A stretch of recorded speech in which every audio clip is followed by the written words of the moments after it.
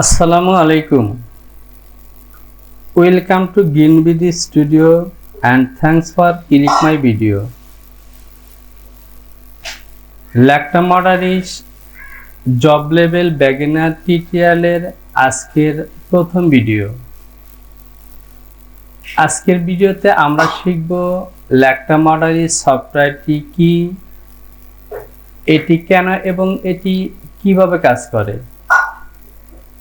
তো প্রিয় ডপার, আপনি যদি আমার চ্যানেলটিতে নতুন হয়ে থাকেন তাহলে চ্যানেলটিকে সাবস্ক্রাইব করে পাশে থাকা আলাম বেলটিকে বাজিয়ে দিন। আর যদি পূর্বে থেকে সাবস্ক্রাইব করে থাকেন অসংখ্য ধন্যবাদ। ভিডিওতে একটি লাইক দিয়ে সঙ্গে থাকুন।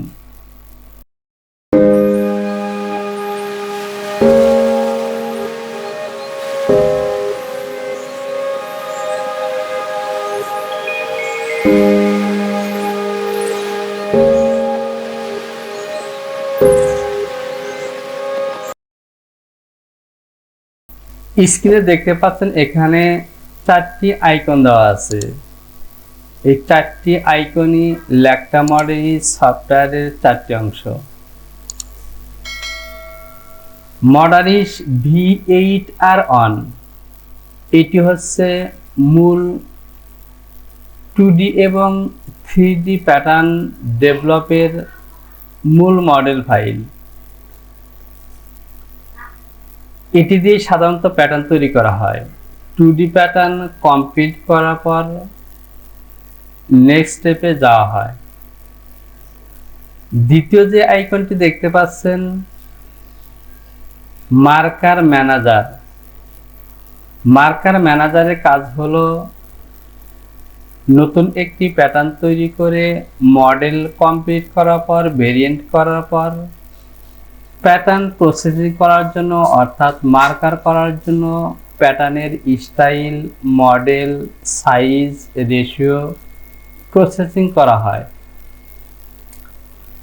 প্রসেসিং এর কাজগুলো কমপ্লিট করা হলে তখন এখান থেকে সরাসরি ট্রান্সফার করা হয় মার্কার মার্কিং এই অপশনটিতে এবং এখান থেকেই মার্কারের লেন্থ, রেশিও, ইফিসিয়েন্সি সবগুলোকে চেক করে তারপর চূড়ান্ত আউটপুট পাওয়া যায়। এরপর যেটি দেখতে পাচ্ছেন এটি হলো জাস্টপ্রিন্ট। এটি সাধারণত একটি পিসির আউটপুট পাওয়া ফাইলটিকে অন্য একটি পিসি বা অন্য একটি ডিভাইসে ট্রান্সফার করে কাজ করার জন্য যে অর্থাৎ এসপিজিএল ফাইল তৈরি করা হয়। এই জাস্টপ্রিন্ট ব্যবহার করে একটি এসপিজিএল ফাইল তৈরি করার পর সেই ফাইলটিকে যে কোনো ডিভাইসে ট্রান্সফার করে তারপর চূড়ান্ত প্যাটার্নের আউটপুট দেওয়া হয়। তো প্রিয় ডপার, ল্যাকটা মডেরিশের এই চারটি ফাইল দিয়ে কিভাবে কাজ করা হয় সে সম্পর্কে আমরা বেসিক ধারণা পেয়েছি। এবার চলুন প্র্যাকটিক্যালি ভাবে আমরা একটু ধারণা নিয়ে নিই এই চারটি সফটওয়্যার কিভাবে কাজ করে। তো শুরুতেই প্যাটার্ন তৈরি করার জন্য আমাদেরকে ডেস্কটপে একটি ফাইল তৈরি করতে হবে যেখানে আমরা এই সফটওয়্যারে তৈরি করা কাজগুলিকে সেভ করব।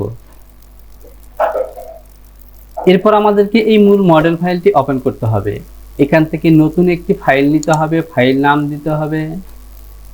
এরপর এই ফাইলটিকে যখন আমরা এখান থেকে সেভ করব তখন সরাসরি আমাদের ডেস্কটপে তৈরি করা ফাইলের মধ্যে সেভ হয়ে যাবে এবং সেখান থেকে আমরা চূড়ান্ত আউটপুট পাব। এই হলো মার্কার ম্যানেজার V6R2। এরপর আমরা যেই 2D প্যাটার্নটিকে তৈরি করলাম সেই প্যাটার্নটিকে প্রসেসিং করার জন্য আমাদেরকে এই আইকনটিকে ওপেন করতে হবে। তো দেখতে পাচ্ছেন আমার মার্কার ম্যানেজার ফাইলটি অন হয়ে গেছে।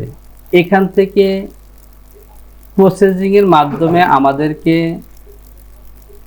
ডেস্কটপে মডেরিশের মূল ফাইল দিয়ে তৈরি করা প্যাটার্নটিকে ঠিক এখান থেকে সিলেকশন করতে হবে। এরপর আমাদেরকে এখান থেকে রেশিও সিলেকশন করতে হবে, এরপর সাইজ সিলেকশন করতে হবে, ফেব্রিকের কোড এবং অন্য যেসব ইনফরমেশন আছে সেগুলি দিয়ে আমাদেরকে চূড়ান্ত একটি আউটপুট দিলে সরাসরি ট্রান্সফার হয়ে মার্কিং এর যেই সফটওয়্যারটি আছে এখানে আউটপুট হবে।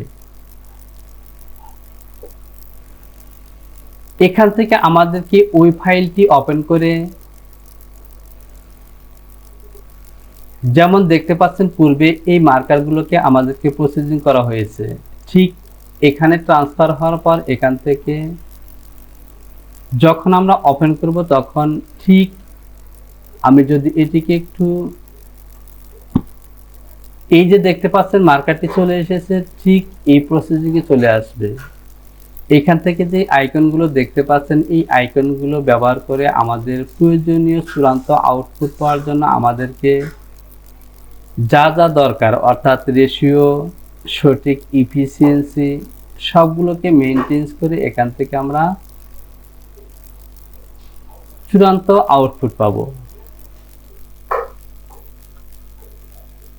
এই মার্কারটি যখন হয়ে যাবে তখন আমাদেরকে এখান থেকে মার্কারটিকে সেভ করতে হবে।